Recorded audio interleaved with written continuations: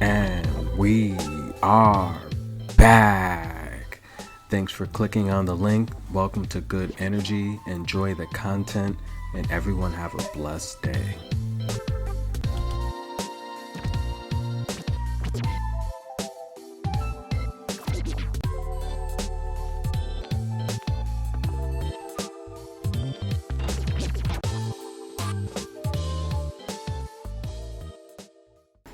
And we are back. Welcome to Good Energy, guys. An amazing tournament here at the Rolling Girls. 80% of my free picks are hitting. That's right, an amazing tournament run. Thank you guys for the love and support. Please hit the like button if you've listened so far.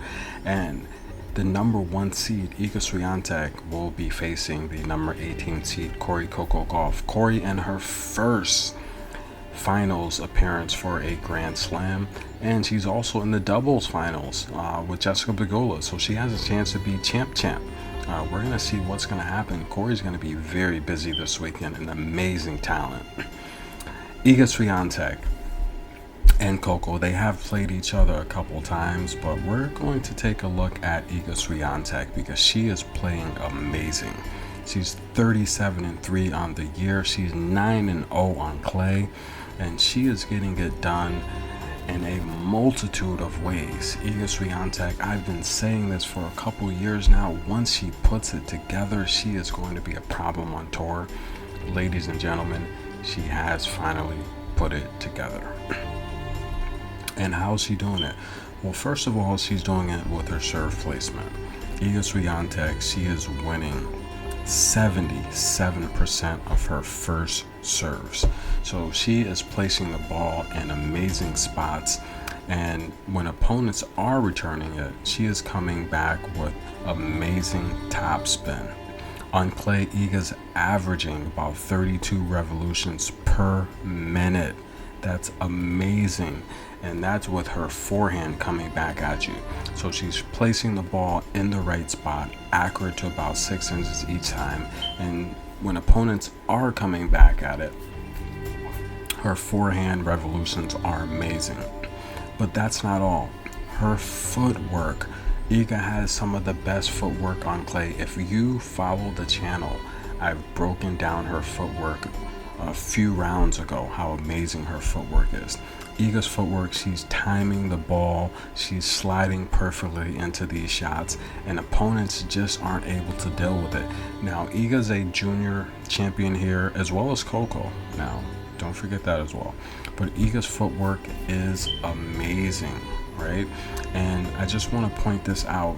Her numbers in terms of clay versus hard have improved. She's getting better. She's better on clay. If you follow the channel, I told you she wins 85% of her matches on clay. Unbelievable. She loves playing on clay. Her idol's Rafael Nadal, so you know she's gonna love playing on clay. On hard, she's averaging 54% of her return games won. That's 59% on clay. Return points won, 51% on hard, 53% on clay. Service games won, 75, 76, 77-ish on hard, 80% on clay. Service points won, 60% on hard, 62% on clay. She stepped her game up on clay. She's playing amazing on clay. If Coco's going to beat Iga, she's going to have to play almost nearly a perfect game. And let's take a look at Iga's path here. All right, we'll get into Coco a little bit later. I don't want to jump into Coco too soon.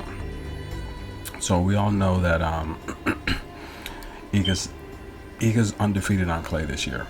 In terms of the French Open tournament here, she started off with the win over Sharenko, straight set 6-2, 6-love.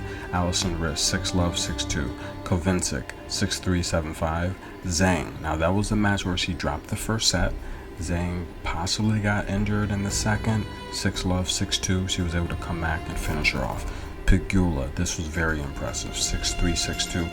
She's seen the most variety out of all players, I'd probably say, on this win streak, come with Pegula. Pegula and maybe Ons Jabeur in Rome. Those two opponents were coming with different types of variety. They tried to change it up, and they had no success. That's what concerns me about this match with Coco. Kataskina, who we know is a pretty good clay player, very athletic, and very, very athletic, 6'2", 6'1". Iga's dominating some of the top opponents here.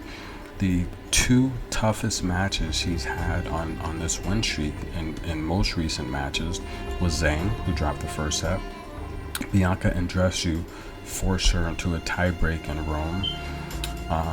Samsonova, that was the match in Stuttgart where, again, she dropped the first set, had to come back. Pegula in Miami, 7-5. And Halep at the Indian Wells, 7-6, went to a tiebreak. Those are the toughest matches she's had. Now, if anyone's going to beat Iga, you're going to have to do some of what these players do. Halep has good forehand, good backhand, great baseline movement, can play coming forward the net. Pegula, I mean, I'm not really gonna discuss Pegula because she really dismantled her pretty good. I mean, on hard, yes, but in terms of clay, Samsonova, very, very versatile. Okay, Samsonova has a very wide game. She plays very good north to south, and I feel Samsonova is very technical. Along with Ons Jabeur, Samsonova is probably the most technical.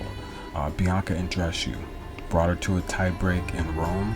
Bianca's very powerful. Bianca's ground strokes are very strong, and I felt that power Iga had to make adjustments to, and that's what really, really rattled her early on. Zhang as well. A lot of power with Zhang. Her forehand, her backhand, her serve kept constant pressure on Iga, and she had to make adjustments through that first set. She was able to make the proper adjustments, and that's the reason why she was able to get through. What is Coco going to do? She's going to have to come with a very strong game plan, and she's going to have to be perfect. But I do want to point out, don't forget Iga saving 63% of her break points and converting 54% of her opportunities. Not the huge ace server. I told you she only averages about 2 aces per game, a little less than that, but the serve placement is key.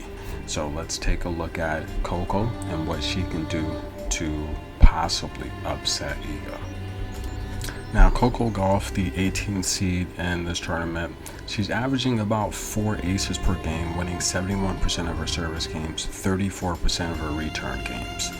In terms of opportunities, when opponents can break her, she saves 61% of them, and she converts opponents with an opportunity to break them at 43%. Coco Gauff, in terms of her run here, has been very, very impressive. She started off with the route of Marino in straight sets, 7-5, 6-love. A lot of controversy in that match. The media kind of put it to rest, and I felt it wasn't really a newsworthy story on my behalf. I did a video on that as well. The reports of her father giving her hand signals. Listen, every sport allows coaching. Adjustments are made, and the reality here is Marino would have lost in straight sets anyway. Alison Van Upwick, that I felt it was a good win. That's another free prediction I gave out. Alison's a pretty good clay player. She's tall, she's powerful, she's strong, and Coco handled her very well. Followed up with Kanepi, another strong, tall baseliner, very powerful, handled her very well. Elise Mertens, versatile player, plays well north, south, east, west.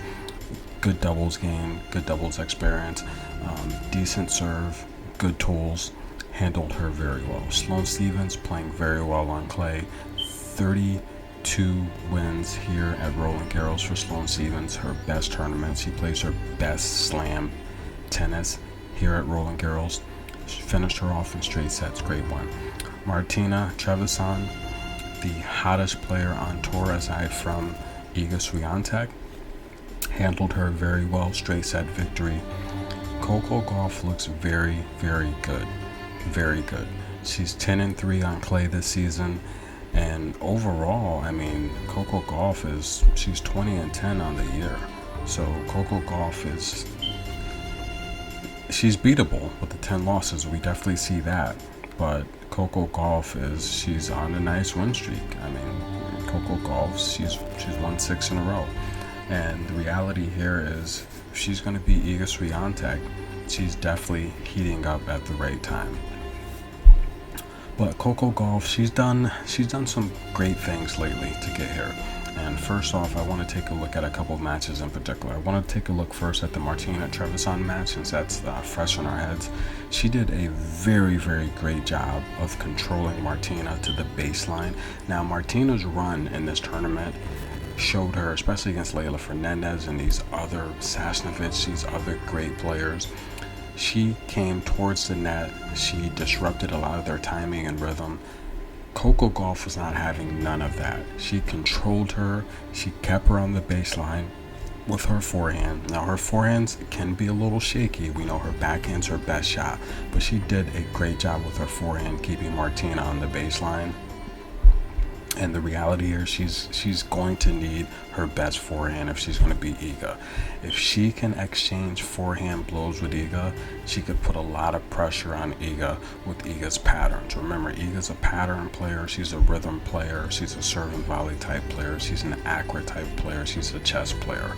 If Coco Gauff's powerful forehand can get through Iga's defense and offense, then the reality here is she can have a chance to win points and eventually break Iga.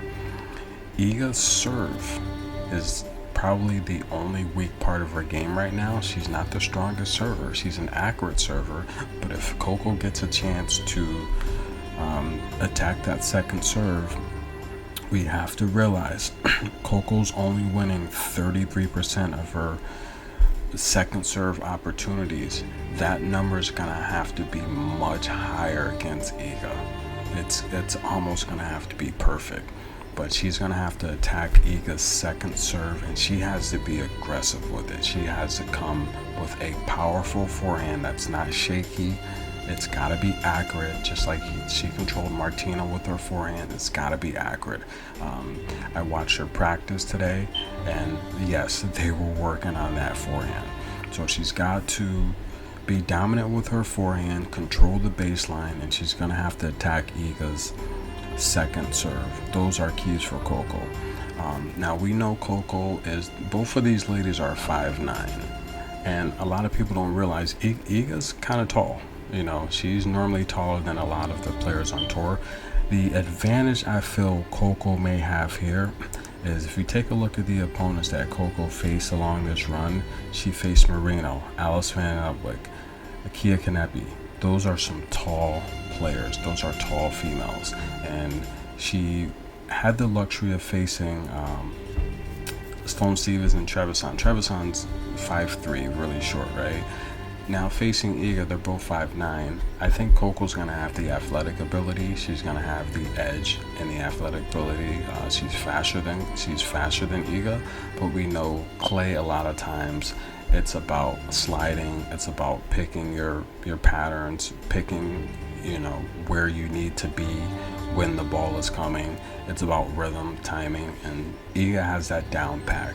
However, when we're talking about north to south net play, Coco Gauff, I feel, has the advantage there. What do I mean by that? I mean Coco Gauff is going to have to disrupt her pattern, and she on her baseline shots, she's going to have to mix and drop shots. She has to. If Coco Gauff does not mix and drop shots, probably every service game, she's going to need drop shots all the time, and they're going to have to be accurate. They're going to have to be hitting. Iga has shown that she can move from the baseline and catch some of those drop shots, but what Coco Gauff did to Trevisan, she controlled her on the baseline with her forehand and then mixed in the drop shot when Trevisan least expected. She couldn't get to him. If she can do that with Iga, she's also going to have a chance to score points, and if she continues to score points, she's going to win games. Iga's definitely going to try and rely on Coco's inexperience, but Coco's been playing the best tennis of her life, and she's been showing also that she's mentally calm and relaxed this tournament.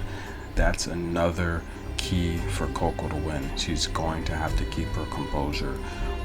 If you watch Coco Gauff against the top players, I've said this in so many videos, is once opponents start to figure her game plan out, I mean, there's no secrets. She says she's a top 20 player, and then once the new rankings come out, she's going to be in the top 10. the scouting report is out there on Coco. You know, it's easy to frustrate her, attack her forehand. She'll make mistakes. She'll get down on herself, and you can see it in the camera. You know, she gets down on herself. She's been very calm this tournament. A lot of things have been going her way because of her game planning and the perfect tennis that she's been playing. If Iga starts to get the best of her, Coco Gauff is going to have to keep her mental composure. Okay, that's another key for victory for Coco. Keep your mental composure. Kobe Bryant said it best, if I miss a shot, when I take my next shot, I'm not thinking about the shot I just missed. It's over. Okay, if I think about the shot I just missed, I'm going to miss my next shot. That's going to have to be the game plan with Coco. One thing I did not like is in her last post-match interview, she mentioned about all the other issues going on in the world. She said this is just a tennis match. It means nothing compared to what's going on in the world. That's true. But she also kind of slid in there a mentality like she doesn't expect to win. And that's not as confident as I would have liked to hear her say. Yes, Iga's hot. She's on a win streak. But Coco, if you play your best tennis, you can beat Iga. These two ladies have played twice. The first time they played was in 21 at Rome, and the first set was tight. It went to a tiebreak, and second set Iga won 6-3. Now, if we can go back to 2021, and I'd say probably at any point of 2021, the Coco Gauff that has matured in this tournament at the French Open, if that Coco Gauff plays Iga of 2021, I feel Coco would win.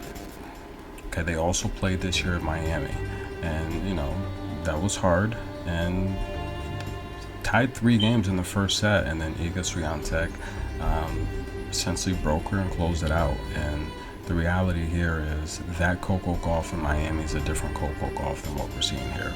Second set 6-1, complete blowout. Coco Gauff lost her composure mid first set, and she got unraveled, and she could not get it together.